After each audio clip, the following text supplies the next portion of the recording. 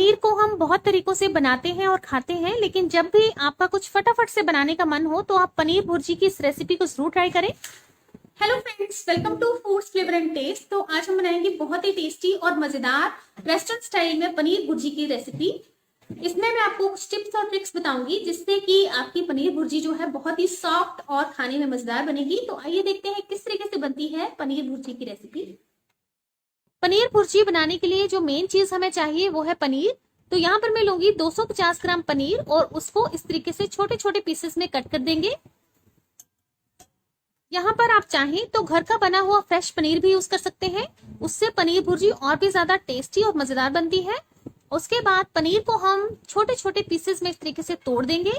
तो ये देखिए मैंने सारे पनीर को इस तरीके से छोटे छोटे पीसेस में तोड़ दिया है। और अब लगाएंगे तड़का। तड़का लगाने के लिए यहाँ पर मैं लूंगी 2 से 3 चम्मच सरसों का तेल और इसको अच्छे से गर्म कर लेंगे। यहाँ पर आप चाहें तो बटर या घी में भी पनीर भुर्जी को बना सकते हैं, इसमें इसका टेस्ट और भी अमेजिंग आता है। तेल के अच्छे से गर्म हो जाने के बाद इसमें ऐड कर देंगे 1 चम्मच जीरा। जीरे को हम आधे से 1 मिनट के लिए भून लेंगे। इसी के साथ इसमें ऐड करेंगे एक बड़ा बारीक कटा हुआ प्याज। प्याज को हम हल्का ट्रांसलूसेंट होने तक भून लेंगे। तो यहाँ पर ध्यान रखें कि प्याज को हमें बहुत ज्यादा ब्राउन नहीं करना है, हल्का ट्रांसलूसेंट होने पर इसमें हम डाल देंगे अदरक और लहसुन का पेस्ट 1 चम्मच और एक बारीक कटी हुई हरी मिर्च। अदरक और हरी मिर्च को भी आधे से 1 मिनट के लिए भून लेंगे। और इसी के साथ इसमें ऐड करेंगे 2 बड़े बारीक कटे हुए टमाटर। टमाटरों को अच्छे से मिक्स कर देंगे और इसी के साथ इसमें ऐड कर देंगे नमक स्वाद अनुसार। नमक डालने से जो हमारे टमाटर है वो फटाफट से सॉफ्ट हो जाते हैं। तो टमाटरों को भी हम 3 से 4 मिनट के लिए अच्छे से भून लेंगे, बहुत ज्यादा सॉफ्ट ना करें इनको। तो ये देखिए टमाटर जो है सॉफ्ट हो चुके हैं। इसी टाइम पर ऐड कर देंगे स्पाइसेस। तो इसमें मैं ऐड करूंगी आधा चम्मच हल्दी पाउडर, आधा चम्मच काश्मीरी लाल मिर्च पाउडर, इससे अच्छा कलर आएगा हमारी भुर्जी के अंदर।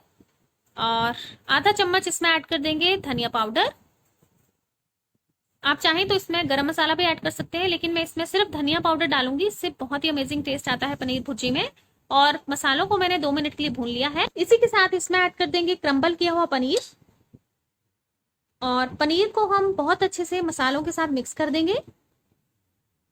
तो ये देखिए पनीर और मसाले बहुत अच्छे से मिक्स हो चुके हैं और पनीर भुर्जी को हम बिल्कुल लो फ्लेम पर ढककर 5 मिनट के लिए पकाएंगे ताकि सभी मसालों का फ्लेवर इसमें आ जाए।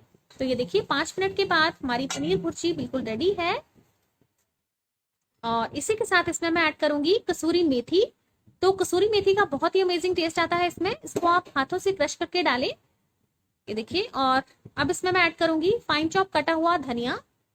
धनिया डालना बहुत ही जरूरी है, इसके बिना जो हमारी पनीर भुर्जी है वो अधूरी है, तो इसको जरूर ऐड करें।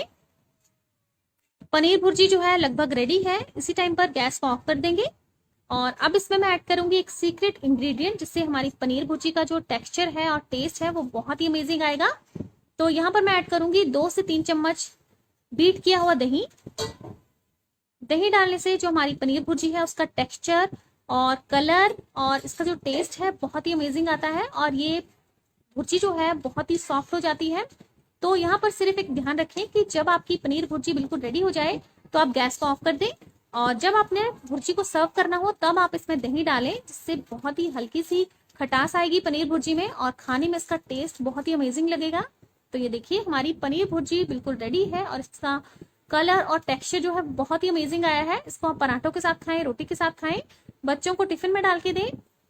तो ये देखिए मैंने इसको सर्व कर दिया है और पनीर भुर्जी जो है बहुत सॉफ्ट बनी है। इसको आप गार्निश करें धनिया पत्ती से। तो इस तरीके से पनीर भुर्जी की रेसिपी को जरूर ट्राई करें और अगली बार मिलेंगे नई रेसिपी के साथ। तब तक के लिए टेक केयर, बाय।